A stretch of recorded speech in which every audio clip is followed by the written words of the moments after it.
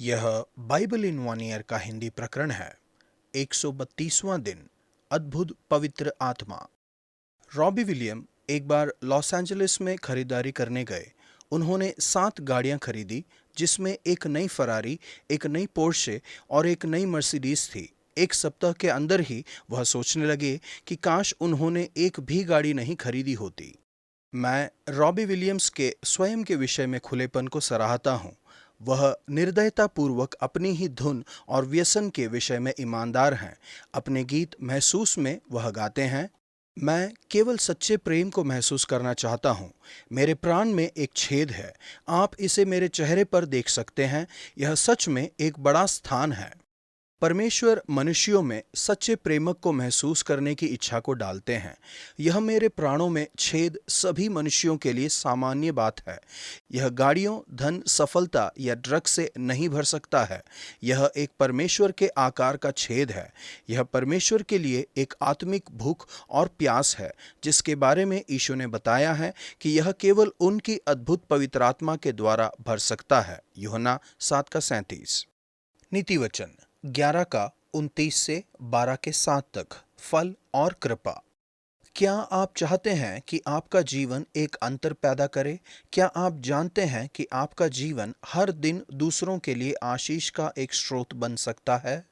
सत्यनिष्ठा का फल जीवन का एक वृक्ष है। जैसे ही हम नीति वचन 11 को देखते हैं, हम आत्मा के सभी फलों को देख सकते हैं, जिसका वर्णन प्रेरित पौलुस गलातियों 5:22 में करते हैं।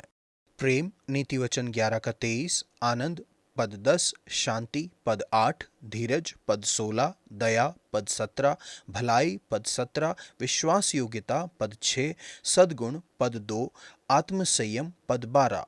जीवन के एक वृक्ष का चित्र परमेश्वर की कृपा का एक सुंदर वर्णन है। यह बार बार वचनों में दिखाई देता है और यह हमारे जीवन में आत्मा के कार्य में नजदीकी रूप से जुड़ा हुआ है। यह हिजकेल 47 का 1 से 12, प्रकाशित वाक्य 22 का 1 और 2। यह आत्मा है जो उस सत्यनिष्ठ जीवन को जीने में हमें सक्षम बनाता है और हमारी सहायता करता है, जिसका वर्णन किया गया है, और परमेश्वर से कृपा दृष्टि का आनंद लेने में सहायता करता है। नीति वचन 12 का 2। परमेश्वर, मैं आज अपने जीवन में पवित्र आत्मा के अत्यधिक फलों के लिए प्रार्थना करता हूँ। अधिक प्रेम, आनंद, शांति, धीरज, दयालुता, भलाई, वफादारी, सद्गुण और आत्मसंयम। नया नियम, यूहन्ना 7 का 14 से 44 तक। विश्वास योग्यता। हम सभी जानते हैं कि भौतिक रूप से प्यासे होने का क्या अर्थ है। हमारा मुंह सूख जाता है, हमारा गला सूख जाता है, हमारी ताकत चली जाती है और हम पानी की लालसा करने लगते हैं। जब प्यास लगती है, तब पानी पीने से कितना संतोष मिलता है। आत्मिक रूप से प्यासे होने का अर्थ है अंदर से सूख जाना, पूरी तरह से खाली और वेदना महसूस करना। इस सुनहरे लेखांश में यीशु बताते हैं कि कैसे आपकी आत्मिक प्यास बुझ सकती है। आपके प्राण में जो छेद है वह भरता है और जो प्रभाव यह आपके जीवन पर बनाता है। यीशु बताते हैं कि पेंतकोस्त के दिन क्या होगा। वह जीवित जल की धाराओं के द्वारा बदलाव के विषय में बताते हैं, जिसे पवित्र आत्मा आपके जीवन में लाते हैं। उन्होंने यह वचन पवित्र आत्मा के विषय में कहा, जिसे उस पर विश्वास करने वाले पाने पर थे, क्योंकि आत्मा अब तक न उतरा था, क्योंकि यीशु अब तक अपनी महिमा तक नहीं पहुंचे थे। यह पर्व का अंतिम और सबसे बड़ा दिन था। यह वह दिन था जब लोग मान रहे थे कि यह हिजकेल 47 में भविष्यवाणी की गई महान नदी यरूशलेम में से बहेगी। यीशु खड़े हो गए। यूहन्ना 7:37। सामान्य रीति थी कि सिखाते समय बैठ जाएं, लेकिन जो वचन यीशु बताने वाले थे वह इतने महत्वपूर्ण थे कि वह चाहते थे कि सभी लोग उन्हें देख पाएं और सुन पाएं। वह एक ऊंची आवाज में बोले। ग्रीक भाषा में उनका संदेश केवल 24 शब्दों में था, लेकिन यह एक जीवन बदल देने वाला वादा है, जिसे आप आज भी अनुभव कर सकते हैं। नंबर 1, यह वादा कौन करता है? यीशु की शिक्षा के द्वारा लोग अचंभित हुए। वे कभी भी बाइबल कॉलेज या थियोलॉजिकल कॉलेज में नहीं गए थे।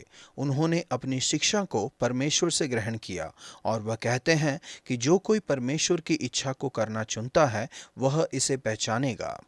यीशु एक उत्तर को मांगते हैं। कुछ लोगों ने सोचा सच में यह मनुष्य भविष्यवक्ता है, किंतु जैसा C.S. लुइस ने बताया, यीशु ने इस विकल्प को खुला नहीं छोड़ा। यहाँ पर सच में केवल 3 विकल्प हैं। यह कि जिस किसी ने ये वस्तुएं कही, यीशु ने कहा कि वह या तो नासमझ होगा या नरक का शैतान, या केवल तीसरी संभावना यह है कि यह मनुष्य परमेश्वर का पुत्र था और वह है। आज के लेखांश में हम इन 3 विकल्पों को देखते हैं। कुछ लोगों ने उन्हें नरक का शैतान समझा, तुम दुष्टात्माग्रस्त हो। कुछ लोगों ने उन्हें नासमझ समझा, वह पागल है, 10 का 19। लेकिन दूसरों ने पहचाना वह मसीह है, 7 का 41। नंबर 2, किससे वादा किया गया है? यीशु ने कहा, यदि कोई प्यासा हो तो मेरे पास आए और पिए। यह हर मनुष्य से किया गया है। यह रॉबी विलियम पर लागू होता है। यह सभी पर लागू होता है जिन्होंने कभी भी पवित्र आत्मा का अनुभव नहीं किया है।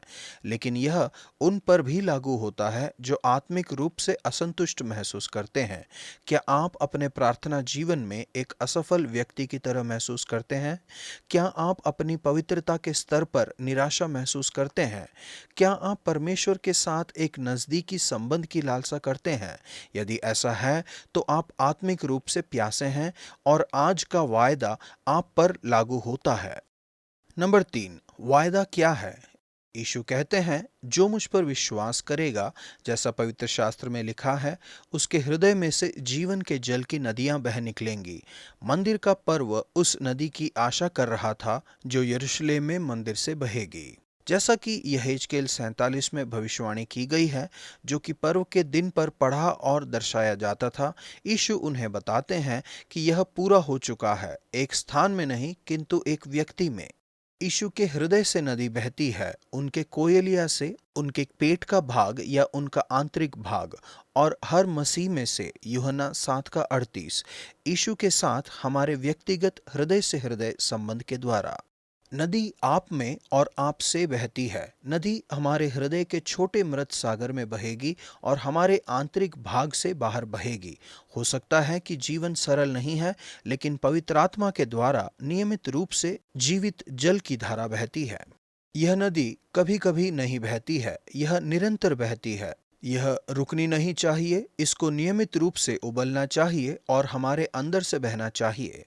जैसा कि फादर रेनियरो कैंतलमेसा इसे बताते हैं, एक मसीही जिसमें पवित्र आत्मा रहते हैं, ऐसा नहीं है कि वह संघर्ष, प्रलोभन, अव्यवस्थित इच्छाएं, विद्रोही भावनाओं का अनुभव नहीं करेगा। अंतर यह है कि ये सारी चीजें उसकी इच्छा के विरोध में उस पर आएंगी। वे सतह पर हैं, फिर भी उसके हृदय की गहराई में शांति है। यह गहरे समुद्र की तरंगों की तरह है जो हमेशा दृढ़ रूप से बहती है, सतह पर हवा और लहरों के बावजूद भी। नंबर 4, हम वायदे को कैसे ग्रहण करते हैं? यीशु कहते हैं, वे मेरे पास आएं और पिएं। जो कोई मुझ में विश्वास करता है, उसके लिए यह एक वायदा है। यह इतना सरल है, यह आप में से बह सकता है जैसे ही आप आज उनके पास आते हैं और पीते हैं। आप यीशु की तरह बन सकते हैं। आपके प्रेम, आपके वचन, आपकी उपस्थिति के द्वारा आप उस आत्मा को प्रसारित करेंगे जिसे आपने यीशु से ग्रहण किया है। आप गरीब, एकांत, जरूरतमंद, दर्द और वेदना सहने वालों की प्यास बुझाएंगे और उन्हें जीवन, प्रेम और हृदय की शांति देंगे। परमेश्वर, मैं आज आपके पास आता हूँ। आज फिर से मुझे अपनी पवित्र आत्मा से भर दीजिए, जीवित जल की धारा से, ताकि हर उस व्यक्ति तक जीवन ला सकूं जिससे मैं मिलता हूं। पुराना नियम, न्यायों 14 का 1 से 15 के 20 तक। आज़ादी। क्या आपके जीवन में ऐसी आदतें हैं जिससे आप छुटकारा पाना चाहते हैं? क्या आपको अपनी सोच बदलने की आवश्यकता है? क्या कोई आत्मिक बंधन है जिससे आपको मुक्त होने की आवश्यकता है? यदि कोई हृदय से उग्र था तो वह शिमशोन था। उसके पास असाधारण शक्ति, सामर्थ और योग्यता थी, लेकिन उसका जीवन मुश्किल से ही एक आदर्श था। शिमशोन के जीवन की कहानी अनोखी है, असाधारण है और शायद से थोड़ी शर्मिंदा करने वाली भी है। किंतु नए नियम में शिमशोन को विश्वास का एक स्तंभ बताया गया है। इब्रानियों 11 का 32। परमेश्वर सभी प्रकार के लोगों का इस्तेमाल करते हैं। हमारे पापों और कमजोरियों के बावजूद वह हमारा इस्तेमाल कर सकते हैं। इस लेखांश में हम देखते हैं कि शिमशोन की सामर्थ और सफलताएं पवित्र आत्मा से उनके भरे रहने के कारण हैं। आज के लेखांश में 3 बार हमने पढ़ा कि प्रभु का आत्मा सामर्थ से उस पर उतरा। यह अद्भुत है कि क्या हो सकता है जब प्रभु का आत्मा सामर्थ्य में लोगों पर आता है। हमेशा की तरह परमेश्वर ने पुराने नियम में जो भौतिक रीति में किया, वही उन्होंने नए नियम में एक आत्मिक रीति से किया।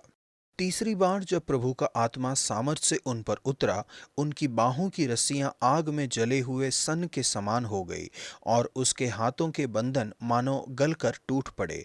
इसे हमारी बुरी आदतों, घुन और व्यसनों के छुटकारे के एक चित्र के रूप में देखा जा सकता है। पवित्र आत्मा की सामर्थ हमें उन चीजों से मुक्त करती है जो हमें बांधती हैं। परमेश्वर, मुझे जीवित जल के प्रवाह से भर दीजिए, मेरी प्यास को बुझाइए, हर बंधन को तोड़ दीजिए और मेरी सहायता कीजिए कि यीशु की तरह न केवल आत्मा की सामर्थ को दिखाऊं, लेकिन मेरे दैनिक जीवन में अद्भुत पवित्र आत्मा के फल को दर्शाऊं। न्यायियों 14 का 1, 15 का 20। शिमशोन एक अलग हीरो लगते थे जो बहुत से वायदे के साथ जन्मे थे। कैसे वे एक उग्र अप्रत्याशित व्यक्ति थे जिसने बहुत सी गलतियां की और बर्बाद करने वाले संबंधों में पड़ गए। फिर भी परमेश्वर ने उन्हें 20 वर्षों तक इज़राइल का नेतृत्व करने के लिए तैयार किया। उन्होंने शायद से बेहतर किया होता यदि वह पूरे हृदय से परमेश्वर के पीछे गए होते और खुद के जुनून में लिप्त नहीं हुए होते। लेकिन परमेश्वर किसी को भी इस्तेमाल कर सकते हैं। आज का वचन, यदि कोई प्यासा हो तो मेरे पास आकर पिए, जो मुझ पर विश्वास करेगा, जैसे पवित्र शास्त्र में आया है, उसके हृदय में से जीवन के जल की नदियां बह निकलेंगी। यूहन्ना 7वें अध्याय 37 और 38।